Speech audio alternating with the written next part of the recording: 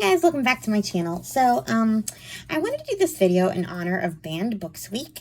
I already did a video, like, I think, what was it, like March or something, where I talked about my thoughts on banning books in general.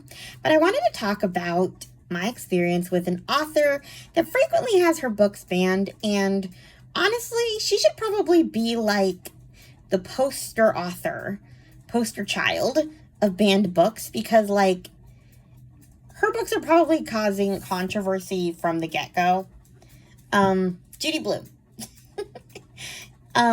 She was one of my favorite childhood authors, and I kind of wanted to talk about my history with her. Surprisingly enough, I do not have, like, a controversial history with Judy Blume at all. Like, the only books that I ever read by Judy Blume as a kid were the Fudge books, well, for the longest time. Miss Schindler, my resource teacher, my Braille teacher, she read Tales of a Fourth Grade Nothing to us, and I went on to read the next ones by myself. Tales of a Fourth Grade Nothing is particularly dear to my heart because of chapter 3, where Fudge gets cereal dumped on his head because he won't eat it, and his dad told him that he was either going to eat it or he was going to wear it, and Fudge didn't believe him, so his dad dumped a bowl of cornflakes on his head. That was one of the most hilarious scenes I ever remember reading, but it was also one of those scenes that really stuck out to me because I was 8 when I read that book, and Fudge is 2 in the book, but suffice it to say that we had the same problem eating, minus the fact that I did not have a sudden desire to be a dog and sit under the table and eat that way. I just didn't want to eat vegetables, so I would, like, sit at the table and just not eat, and, there was that whole power struggle of you're not leaving the table until you eat, and I ended up in the hospital with an IV, because I would rather have needles poked into my arm than eat broccoli. That is how much I hate all things green and all things vegetables. That an IV is preferable. Yeah, I still kind of feel that way, but I have been eating a little bit more green stuff. Not too much, though. Anyway, the point being that book,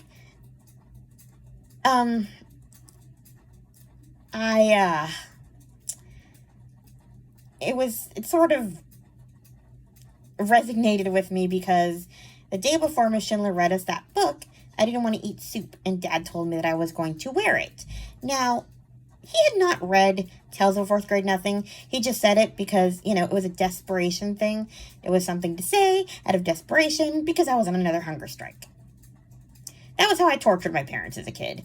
There is nothing that can bring a parent to their knees quite like your child refusing to eat food. You can pretty much get your parents to do anything if you just go on a hunger strike.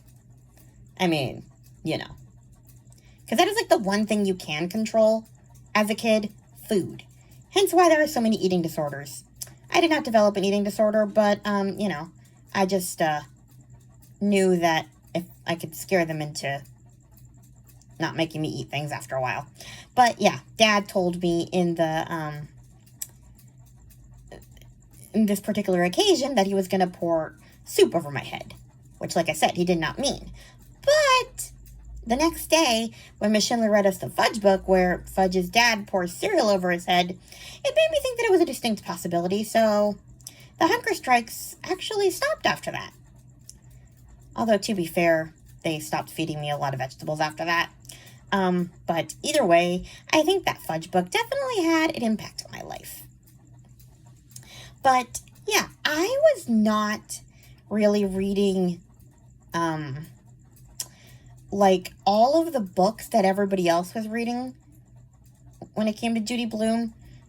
Really, my history was mostly the Fudge books until I was about 9 or 10. And Mom took me to the library. We would always go to the library, and she recognized Judy Blume on an audiobook, and she got it for me. And it was Are You There, God? It's Me, Margaret.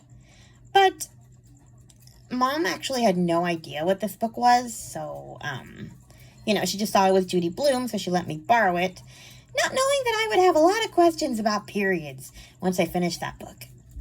That was the closest I ever got to some of Judy Blume's more, shall we say, controversial books. Yeah, it was. I read some more later on, but even those weren't, super controversial. I read It's Not the End of the World when I was, 15 or 16, just because it was a Judy Blume book, and it's about a family who was getting divorced, and, the parents are getting divorced, and the kid wants to know why. Honestly, the way that book ended, it was the end of the world, in my opinion. But, yeah. The other one I read in high school was starring Sally J. Friedman as herself, which was a post-World War II book about Sally and kind of the impact post-World War II. But I can't think of any other ones that I read. But anyway, it was just interesting that, I read, some of the most tame of Judy Blume's books, and I recently watched a documentary about her on, I think it was Amazon Prime, and it's wild to realize how much she wrote and, the impact that she had on a ton of kids, whose parents didn't want to talk to them about puberty or sex or any of that stuff, and so they would find the answers out in her books. I kind of want to read a lot of those books now just to see, the scandal that people are talking about. Actually, no, I think I did read one more of her books. It was Deanie. I read it for this podcast I listened to called the SSR podcast.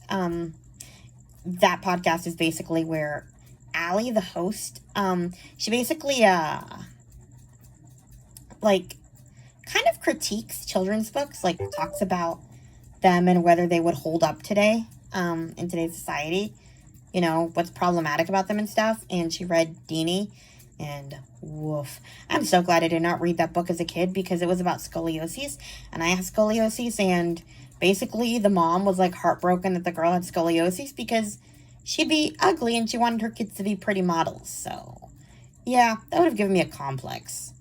So I'm glad Miss Schindler never put that book in my hands.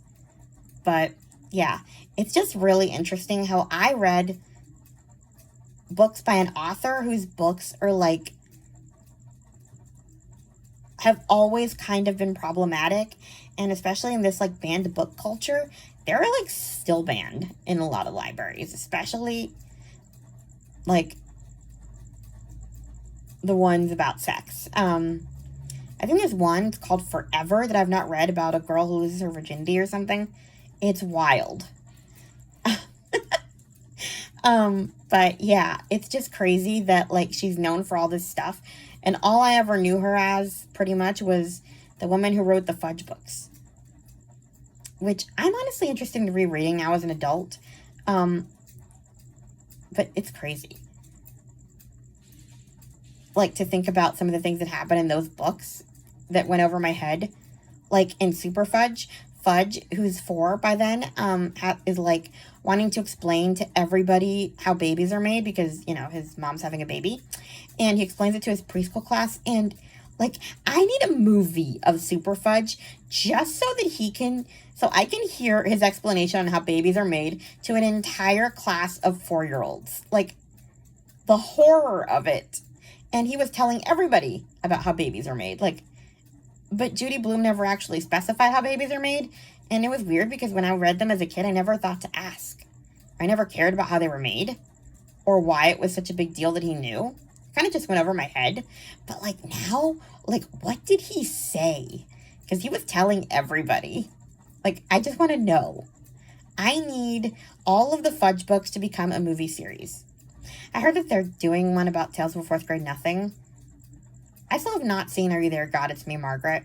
It wasn't really one of my favorite books, even though I did have a lot of questions about periods when I read it. I just didn't really connect to Margaret, especially her obsession with having breasts. We must increase our busts. We must. I mean, I don't know. Maybe I'm just a weird kid who didn't care how she looked. But that could also be why I was never drawn to her other books. I just never cared about that stuff. But anyway, yeah. So I thought I would kind of give you sort of my backstory on Judy Blume, one of the most famous banned book authors for children. Anyway, happy Banned Books Week. Please like, comment, and subscribe, and I'll talk to you guys in my next video. Bye! Speech on. Close.